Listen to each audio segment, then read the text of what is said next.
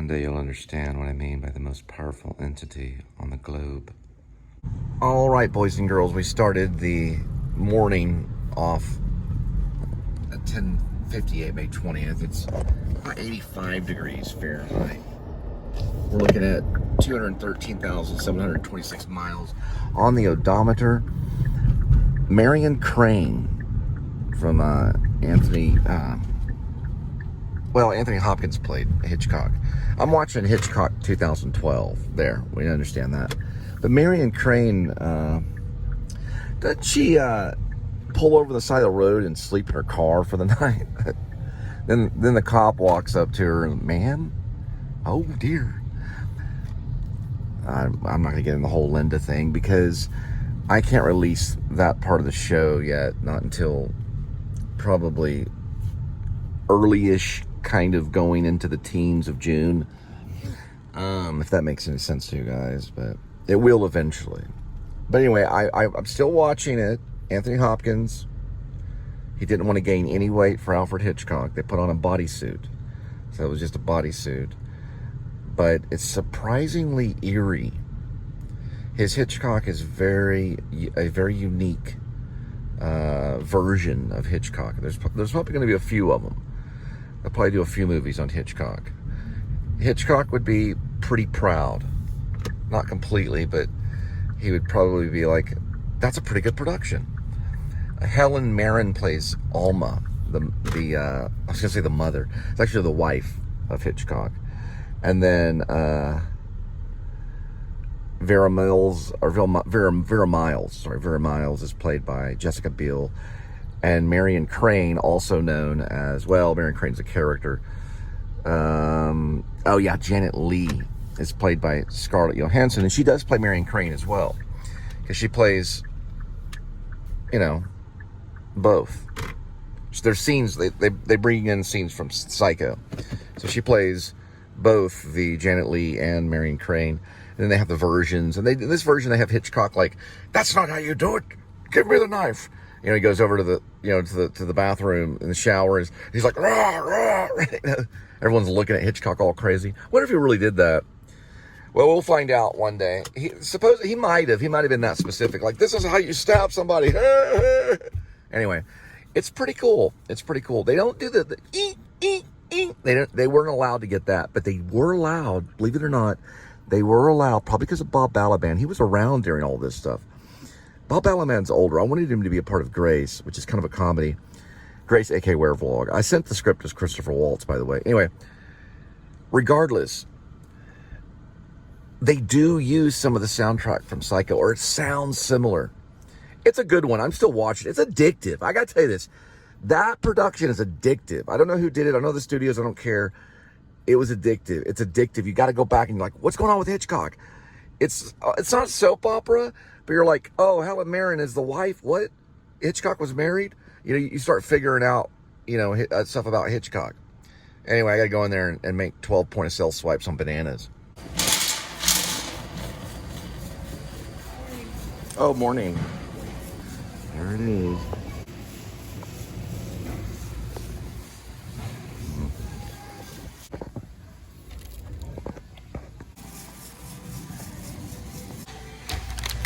Very strange. I understand Sour Patch, but Oreo cookies? Okay.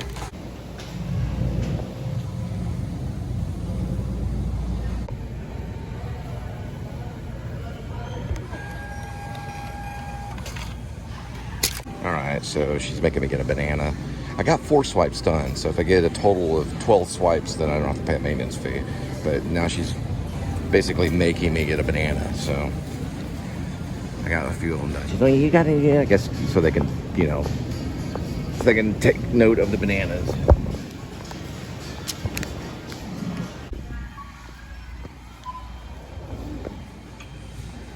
Alright, so I ran over here to do the swipes, so I got 4 of them out of the way, so we got a few more.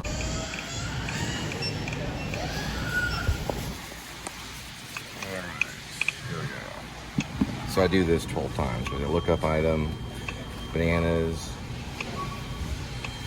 make sure it weighs. price. I do that 12 times and I avoid a fee. Alright, so this would be number 5, because I have these right here. Alright, so what we do is we hit look up item, we hit banana, put the banana down, wait for the price, 4 cents. We got that one. And the banana, eating it.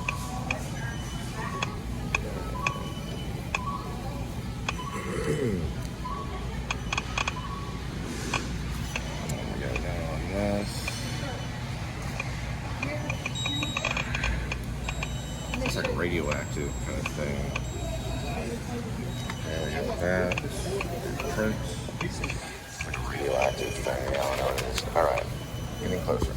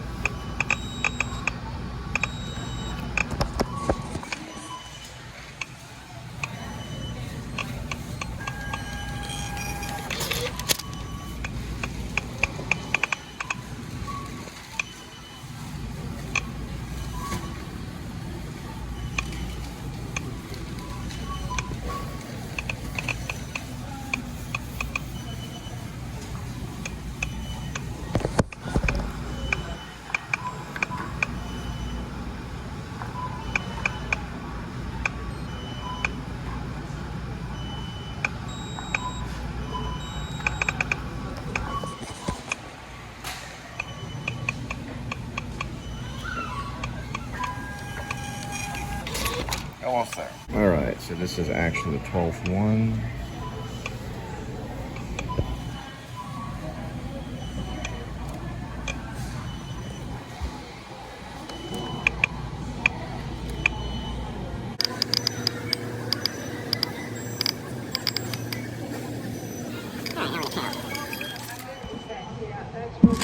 So we got 1, 2, 3, 4, 5, 6, 7, 8,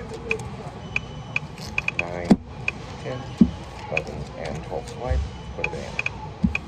So we got our banana. So I'll save $12.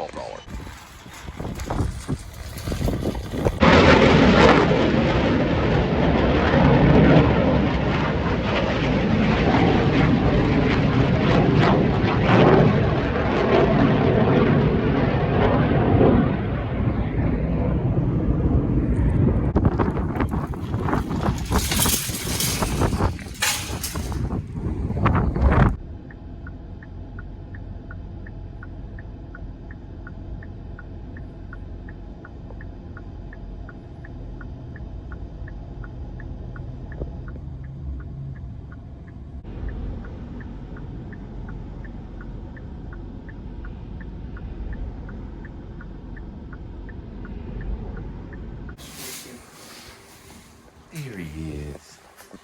There's little kitty. Hi, Mr. Kitty. How are you? Are you doing okay?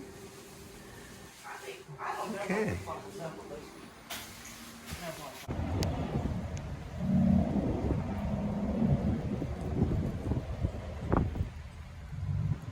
Martinez and I have to stuff. That's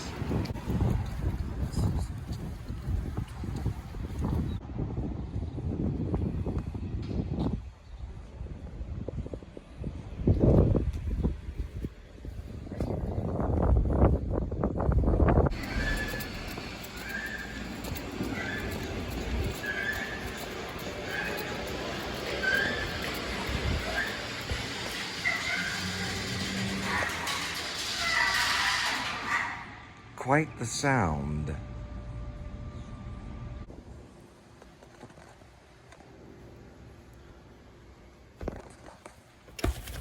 about 5 minutes away, right?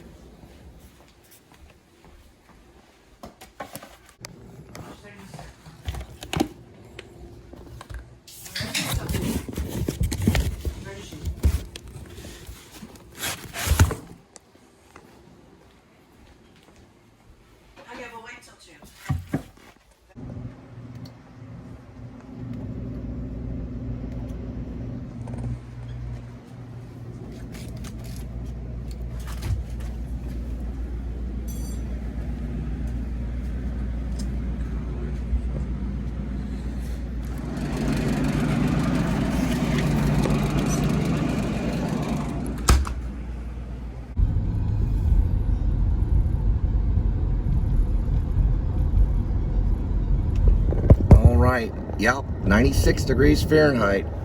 213,729 miles on the odometer. It's May 20th of 2024. This show really should be about probably Linda, this particular segment. Great, I just was at the gas station. Don't know why I did that. I have the double stop. I was just there. I just didn't realize how much gas I spent because I already bought gas. Okay, but it's really going to be about Aaron Sorkin. So Aaron Sorkin is a screenwriter, but he's a playwright. He did A Few Good Men, which, you know, A Few Good Men did pass around a little bit when I was in college studying acting in 1993-ish. A friend of mine had landed a role in A Few Good Men, and Tom Cruise had just done it for Hollywood. So he might have always been a screenwriter, but he did do plays, so he's known as a playwright. So it does count as a play. It's military kind of drama about I'm probably gonna guess the Navy's in there, and I'll have to rewatch it. And there's something to do with the corruption and Jack Nicholson saying you can't handle the truth. But one thing I wanted to say about Aaron Sorkin and his suggestions about iambic pentameter, or there's different types of iambic pentameter, or there's at least different ways of stressing certain words and syllables and things like that, and focusing on things like that, I think it's a good idea. I usually record conversations and then put it on paper. I've done that a few times. It doesn't always work, but it does sometimes work as well. So what am I trying to say? Well, there's a difference between making a painting. There's a butterfly right here. Sorry, this is also kind of filmic. It's not just notes. But it's like the difference between making a painting and recording something. You know what I mean? It's very drastic. Like if you paint something, you have all these colors in front of you. When you're dealing with rhythm and you start breaking down words and you start analyzing words, you're becoming kind of a serious writer. And have I got to that step? A little bit, because I memorized some Shakespeare. I'm familiar with what they mean by the iambic pentameter, but there's other types of pentameters, you know. So what Aaron Sorkin may not be talking about to other people is his real research that he has done as a writer. He may not share all that. What he does for Hollywood, I don't know what company, if it's Paramount or whoever it is that he works for, what he does is he does entertain people while he's talking about screenwriting. Okay, so he's probably not giving out all of the information because it's really none of your business. But he may be. I don't know. I haven't taken one of his classes. He might have a master class. A lot of them have master classes. So they'll give out some real important kind of clues, but they're not going to give out all their magic tricks. Okay? There's the 4 horses that you see over and over again. It's in front of a cemetery called Greenwood. Anyway, I think it's a combination. I think there is verse, there's music that you want to pay attention to, and then you do want to find things in real life that can bring in touches of reality. And it can be very slight, because he talked about in one of his interviews how he does that. He'll listen to conversations and then he'll try to rewrite them. 55362. All right, so projects. A Cat Named Crook. It's still there. The story's always there. You know, I've got several of them. Well, a lot. That one I have. It's like sometimes I do things for experiment, and sometimes, you know, it's like solid script. Don't go anywhere. I don't believe in that completely. I don't think Robert Altman did either. I mean, he wrote The Player. And listen, here's the thing about The Player. You remember The Player? You mean the movie The Player with Vincent D'Onofrio and John Cusack and all those guys? You remember The Player, but you don't remember the catchy phrase dialogue. Okay, on the Player. There's my sit-down conversation with Aaron Sorkin.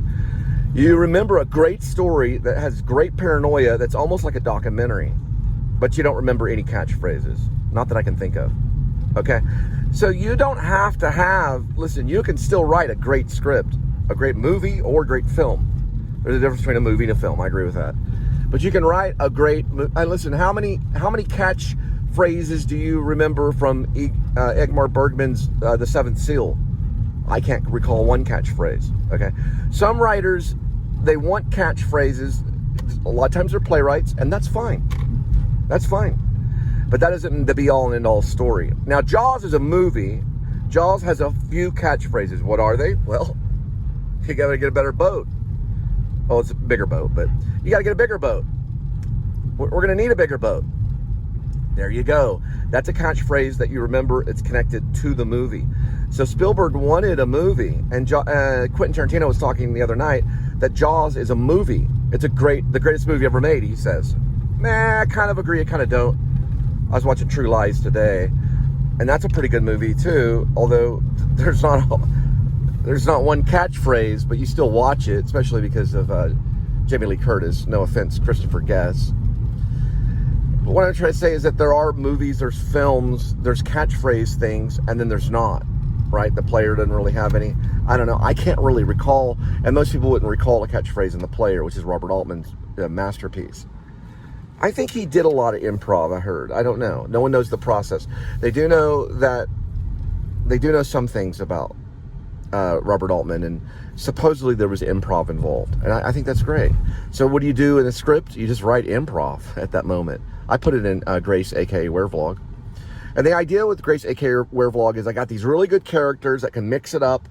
Really good circumstance about vlogging. Let's give it a shot. This is the lettuce cook guy. I like that lettuce cook, like let us cook, you know.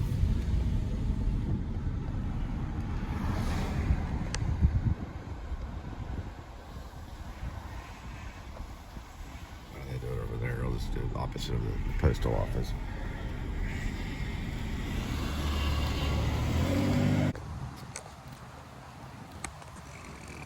All right, so it took me a month to figure this out.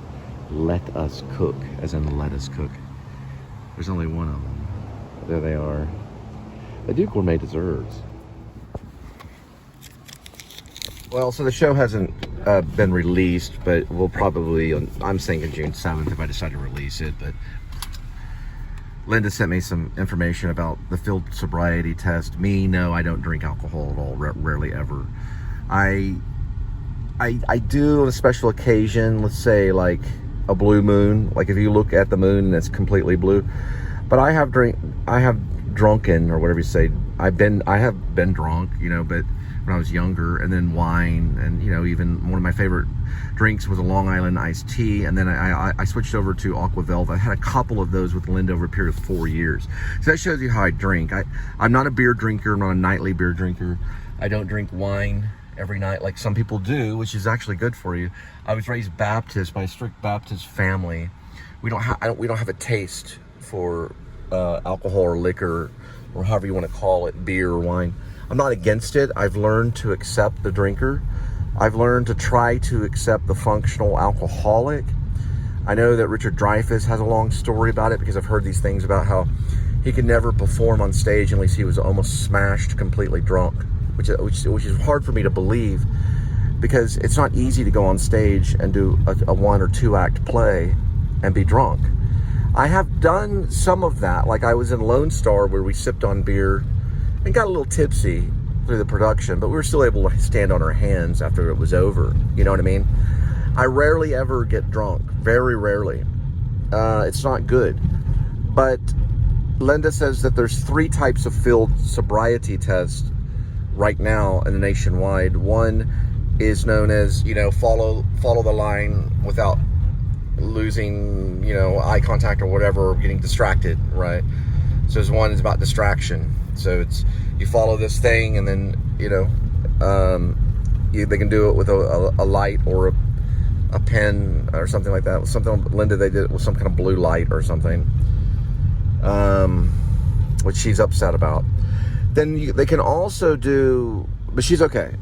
They can also do a one where it's toe to toe, toe to toe, toe to toe, then turn, then toe to toe, toe to toe, and you walk a straight line. Then there's another one that they do that you stand on one leg, which I thought was hard in Waiting for Godot when I played Lucky, and I was sober throughout the whole thing. Gatorade and power bars, back when they had power bars, is all I really had, that whole production. Regardless, I also told Linda what happened to juggling kittens, and they just probably, the Humane Society was against it, you know. So, you know, they're like, here's these 3 kittens, start to juggle. If they meow, that means you're drunk. You know, I don't know. But anyway, those are the field sobriety ones. There's 3 of them, and Linda's gave me an article about it to read, just because we have come across something. The show will be released probably June 7th. It's nothing majorly exciting. You can kind of guess what it's about. What happened to Linda Carrollton was, you know, released and I think put on private. She will tell me what I have to put on private and what I can and cannot do. So anyway, Cassavetes made a narrative, I think, called A Woman Under the Influence. This may be snippets, you know. I haven't seen it. I've only seen Husbands. That's the only one I've seen. That all the way through. That was on YouTube. It was released. I don't know if it's still free to watch, but you watch that with ads, and it's Cassavetes. He's like a American Bergman, Ingmar Bergman.